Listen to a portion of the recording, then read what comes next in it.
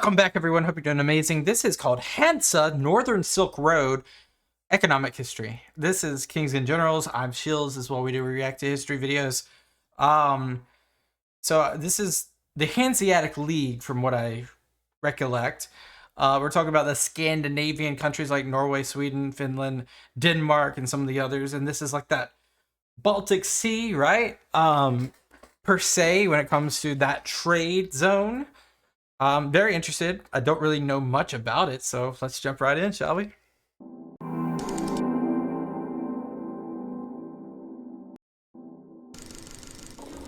In the midst of the Middle Ages, a network of German-speaking merchants voyaged, bought, sold, exchanged, and formed intercity connections, which eventually resulted in the formation of the Hanseatic League. It didn't just facilitate the flow of goods, but also provided the means by which a common Hanseatic culture, religion, and civilization spread all the way from Tallinn to Cologne. Welcome to our video covering the Hanseatic League of Northern Europe. Oh, this might stem from the HRE then. Its origins, long reach, and how it dominated the Baltic Silk Road for the long centuries. Even the wealthiest Hansa merchant can make 100 more only spices dedicated institute. The link in the authentic Japanese subscription. The Vikings raided and traded all the way from Paris and Ireland to the Rus hinterlands.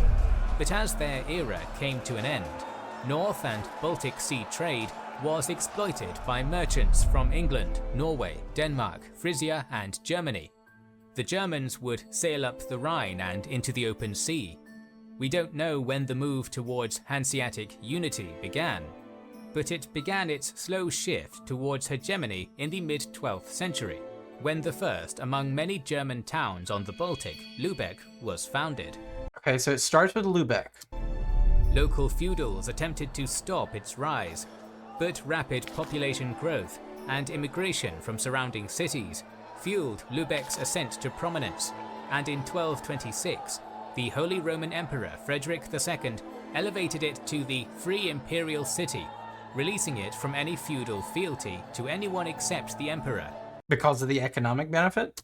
And allowing its oligarchic rat council to steer the city in an independent direction, free of feudal ambitions. Although Lübeck swiftly became an informal leader of the community of Hansa towns, rivalry among them was common, with merchants from Cologne considering Lübeckians to be upstarts stealing their profits. In the east, new Hanseatic towns, such as Riga, Rostock, and Wismar, were founded on the Baltic, as the region's Baltic and Slavic inhabitants were displaced by German migration. Hold on, let's look at this map. So this is an interesting time. So this is the 12th century, right? 1100s. We have the Teutonic Knights. We got to learn about them. We don't really know much about them. You got the Teutonic Knights, you got the HRE, obviously. You got a couple of the other countries that we know. Obviously with like Denmark and Sweden and so forth, but isn't Riga currently in either Latvia or Lithuania?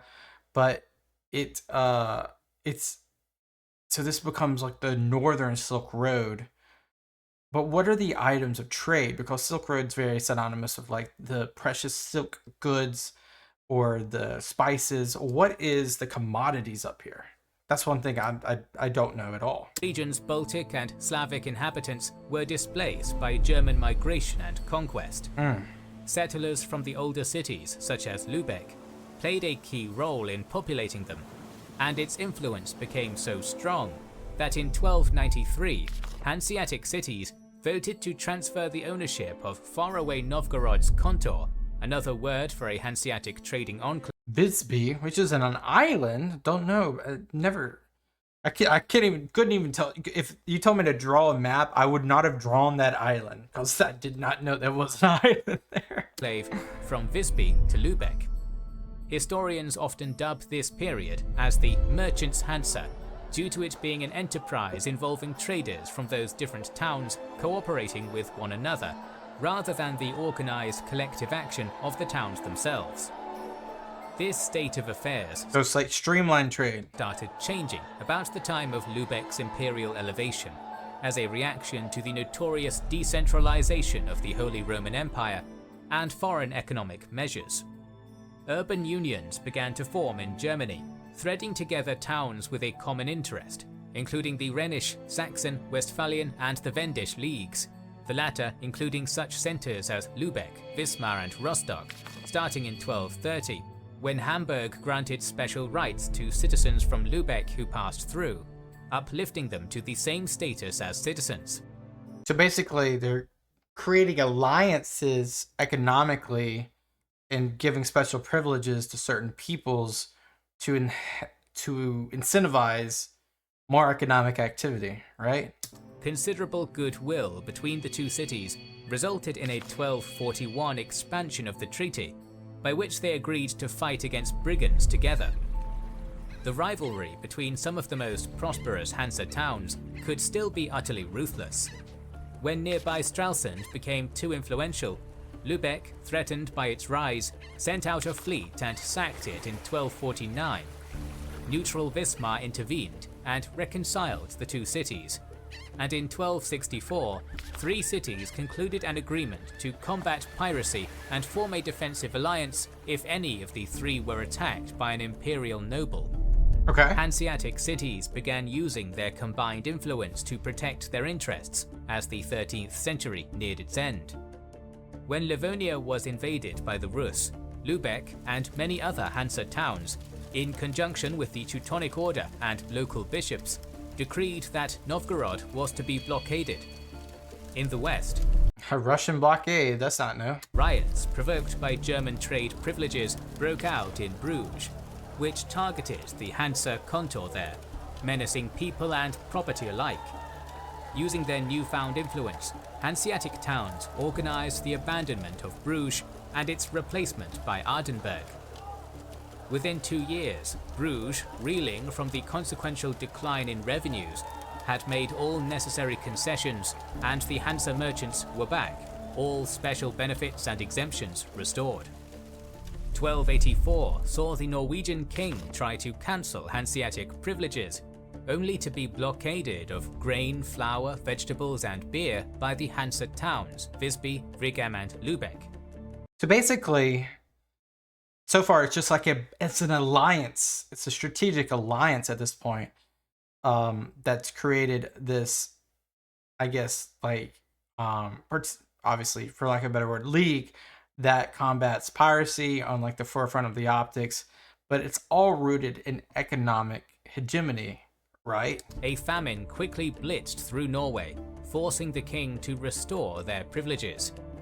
Bremen, which was dependent on trade with Norway, refused to dance to Lübeck's tune, and was therefore excluded from the fraternity.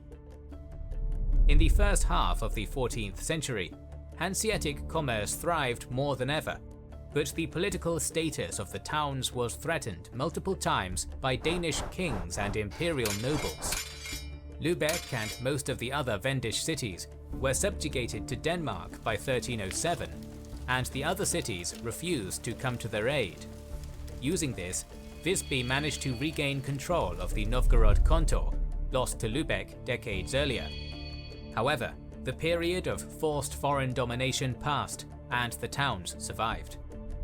Then, in 1350, as though to crown the terrible half-century, northern Germany was decimated by the Black Death. Yeah, I was about to say, when is that coming up? Half to 2/3 of the population died in Bremen, 3/4 of the town council in Hamburg, and 1/3 in Lübeck. It was a crisis of epic And obviously the trade's going to exacerbate this. proportions, but the situation returned to normal around 1355. A decisive moment finally came in 1356 that solidified a new structure, the Hansa of the towns. Renewed quarrelling between Bruges and its contour, caused by the stresses of the Hundred Years' War, drew the interest of Hanseatic cities, as good relations with the Flemish merchants was key to maintaining profits. Provoked into action, Lübeck convened the first conclave of Hansa towns that came to the conclusion that a more rigid structure was necessary. A delegation was sent to the contour, essentially confirming its subordination. In the future, its decision... That was what, so they're going to create, is they creating sovereignty for themselves here? And like, is this league or is or more like a loose confederation, or is it actually like a centralized like authority now? Would only be valid if confirmed by the League, thereby asserting direct authority over merchants in foreign places. Or is this a construct, or is this an actual? Everything's a construct. Is this a construct in the terms of it just being like a note, like yeah, this is where the league is, or is this actually like a sovereign place? The Hanseatic League was born. The other three primary German enclaves in Bergen, London and Novgorod, in addition to the vast quantity of smaller trading outposts, were brought into the League's embrace within Yeah, look at this. From London to like Novgorod. 2 decades. Novgorod. The Kontora were well aware that when foreign states attempted to restrict their privileges, the wider support of kindred towns was a necessary shield. To resolve the Bruges issue, the League flexed its muscles. Flanders was blockaded, all German merchants and their produce left, not a single Hansa ship was allowed to sail beyond the Meuse, and no goods originating in Flanders could be bought anywhere. Within 2 years, the issue was solved in favour of the Germans, and the status quo was restored. So they're really using these alliances as leverage and not pressing, or sorry, they're pressing this leverage to corner their opponents to give them more opportunity. It was a form of economic warfare, potentially more crippling than military action, and the way more crippling. Hanseatic League was victorious. Observing Hansa's power, Bremen, expelled from the League in 1284, rejoined it on incredibly harsh conditions. The benefits to commerce and the city in general, the leaders of Bremen believed, far outweighed the costs of contrition. Such mercantile issues were So is Lubeck like the central authority though to this whole thing? the League's bread and butter, and it had to deal with them constantly. However, when Denmark conquered Gotland outright in 1361, the Union of Towns was forced to confront a fully constituted kingdom prepared for war. It rose to the challenge, raising a war fleet and armies to fight alongside expertly cultivated allies such as Norway, Sweden, and the Teutonic Order. Although the towns suffered a few defeats early on in the war, the Hanseatic League remained stalwart, and in 1368, its fleets razed Copenhagen. Gee, so it was that formidable. Just 2 years later, the Danes were finally forced to make peace at Stralsund, granting the League considerable influence. Wow. Free trade throughout the Baltic was assured, and the League was even granted veto powers to reject any Danish monarchy they did not approve of. Dang, that is some crazy power. The towns along the North and Baltic seas were now a great power of Europe, capable of moving the great levers of history. Well, how does this coincide with like the Holy Roman Emperor? Like, does he get a slice of the pie here? Or is he just letting them do their thing because he knows that he can't influence them? Who has more influence? The HRE Emperor? Not in the scale of things, but for like commerce in the Baltic North Sea. What if the Holy Roman Emperor was like, no on this? Would the Hanseatic League have enough to like counter that? Or is there too much leverage? What is the balance of power about between those two things? At its peak, the town's confederation had no official seal, no regular financial resources, no permanent administrators, no land army, and no seagoing fleet. Naturally, this amorphous status confused and harried legal proceedings brought against and within the League. So there's no entity to charge, it's decentralized then. A legislative dispute So it has to be not on a league stage, it's more like back channels then. You have to just dispute them one-on-one. between Hamburg and Bremen in 1418. The latter asked Cologne for a copy of the League's foundation charter, only to be bluntly refused as no such document existed. The League was not a society, not a college, not a kingdom, not a corporate body, but a confederation of towns who owed allegiance to different princes, without possessing any common institutions, and therefore the League as a whole could not be held responsible It's like a ghost. for the actions of its members. This had its benefits, but in the case of severe external pressure and warfare, it could be considered structural weakness. Yeah, you could fracture, like you could make it very fragmented. Lübeck knew this all too well, repeatedly attempting to weave the Hansa towns more closely together with agreements, rigidly defined obligations of a military and financial nature. These attempts at centralization were moderately successful due to the inherently independent nature of the towns. The Hanseatic League had more than sufficient measures to ensure the compliance of its members and foreign powers. Internally, persuasion, mediation and sanctions would be used if necessary, may be followed by outright threats and even exclusion. If two Hansa cities were arguing about something, nearby towns helped to reconcile them. If that failed, the Hanseatic would make the final decision. Externally, The Hanseatic. Let me make sure I heard that right.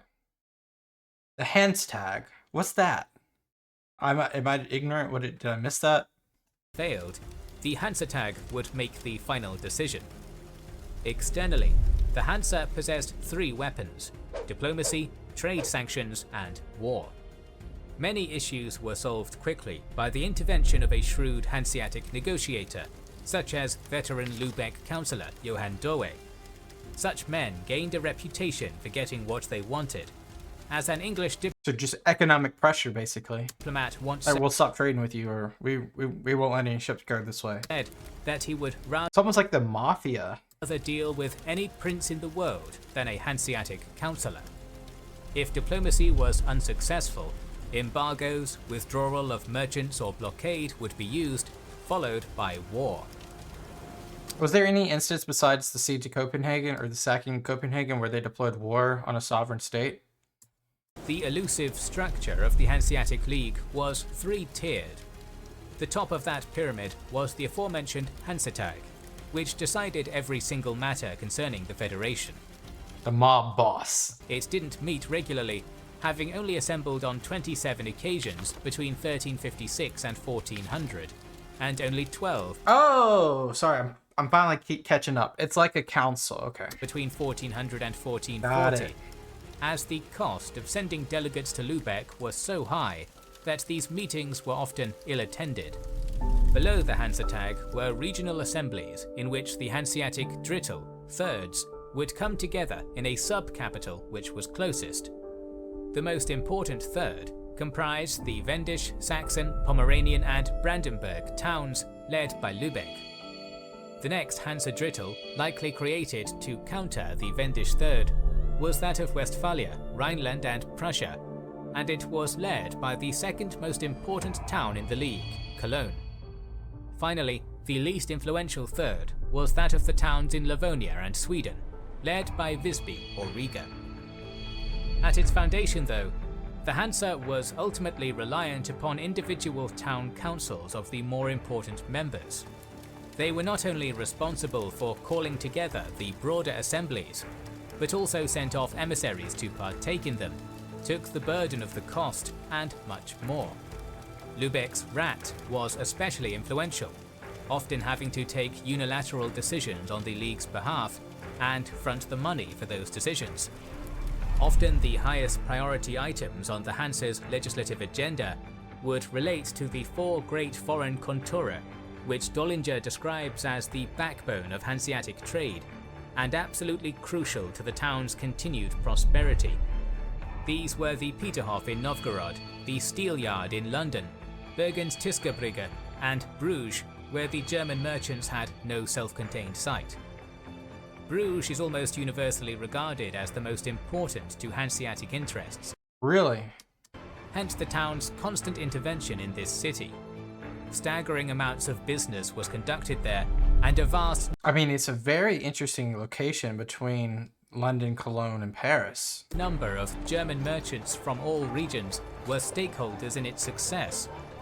During a ceremonial procession in Bruges during 1440, celebrating Burgundian Duke Philip the Good, the Hansa provided a respectable 136 horsemen, compared with 150 Italians and only 48 Spaniards.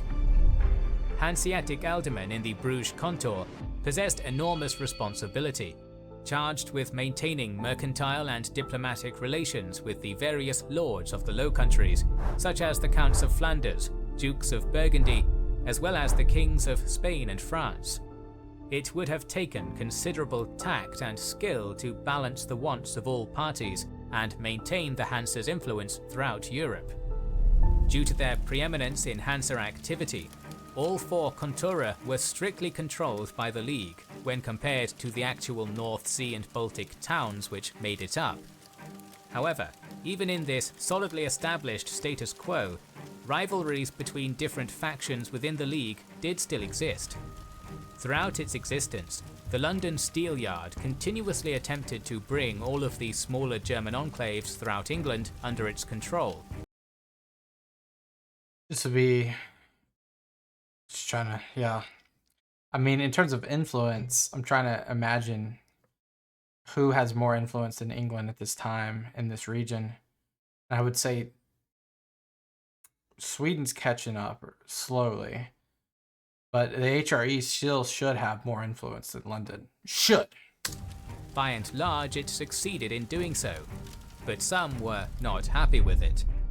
The Germans in Boston, Lincolnshire, primarily faced east in their dealings, and were tightly linked with the Konter in Bergen due to its population consisting of Lubeck citizens originating from Norway. Yeah, I mean, look, Danelaw is right in the middle where that is. They doggedly resisted the Steelyard's encroachment, but in 1774, it succeeded in establishing joint authority over Boston with Bergen, a compromise which is undeniably Hanseatic. Oh, wait, did you say 1774? Okay, you said 14. Over Boston, 1774, they doggedly resisted the Steelyard's encroachment, but in 1774... He said 1774. Did he mean 1474? Because if it's 1774, this is not the map. It succeeded in establishing joint authority over Boston with Bergen, a compromise which is undeniably Hanseatic in nature. Although the contour were anchors of the Hansa's economy, it is important to note that there were dozens of other enclaves dotted throughout Europe, and the most thriving of these other settlements were probably just as large as the contour themselves, despite being less important than, and often subjugated to, them. But what exactly were the enterprising Hanseatic merchants actually selling? Individual merchants... I mean, at this point, it doesn't matter what they're selling. They're really selling alliances and trade agreements. Usually didn't just gallivant around, going to Novgorod this month, Lisbon the next, maybe a jaunt over to Newcastle after that. Such adventurous figures may have existed, but the vast majority of businessmen picked out a trade route they could make a good, consistent living on. It's about margin. By doing that, they earned valuable contracts within the area of their specific expertise, and could therefore work more effectively. In general, Hanseatic merchants travelled to foreign climes in order to buy things, rather than to sell what they already had.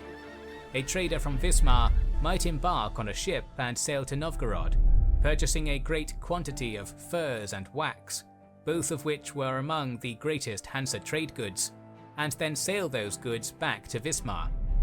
They might even go further west, selling the scarce furs and wax for a higher price. Basically, take it and flip it. Or exchanging the wares for fine Flemish, English or Dutch cloth, which would then be brought back to the Hansa towns. So trade arbitrage is what they were doing. Furs, particularly lacking in Western Europe, would be used to create warm clothing for use in the chill of winter, while wax was universally desired for lighting and use in church services. This economic structure meant that the East provided raw materials in high quantities, while the West sent back finished products and luxury goods in low quantities. To be overly simplistic, furs and wax were counterbalanced by cloth. Various other goods played a key part in the specific regions of the Hansa. Fish, such as dried cod and salt herring from Scandinavia, were traded all across Europe, and wine up and down the Rhine. As with all organizations of humanity throughout history though, the League began a slow, steady decline after 1500, supplanted by Dutch and English competition. Only 9 members attended the last formal Hanseatic meeting in 1669, and just 3 remained That's crazy it lasted that long, though. until its ultimate death in 1862. Wow. Bremen, Hamburg, and of course, Lübeck. More videos. That's crazy. So, like I said before, I had no idea about this, that this existed or whatnot, but it's more of like an economic trade partnership than anything. We'll have to learn more about it as we kind of like, do other topics and kind of have this as like context in the back of our heads around this particular region. So it seems like obviously Lübeck is like the centralized place, even though this is a whole decentralized league itself, but it seems like the Hanseatic met a few times. They're really talking about trade partnerships, blockades. Who do we like? Who do we not like? Feels very much like a mob, like I said, and I think that's like the TLDR. The Hanseatic League was a seafaring mob that focused on economic trade and arbitrage. Awesome. Thank you guys for being here. Peace out, and bye bye.